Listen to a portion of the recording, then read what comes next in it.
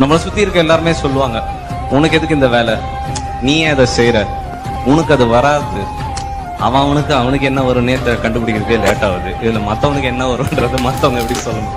நம்மளுக்கு என்ன வரும் நம்மளுக்கு தெளிவா தெரியும் நண்பா. அதை நம்ம பண்ணோம்னா நம்ம வளர்ந்துகிட்டே இருக்கலாம்.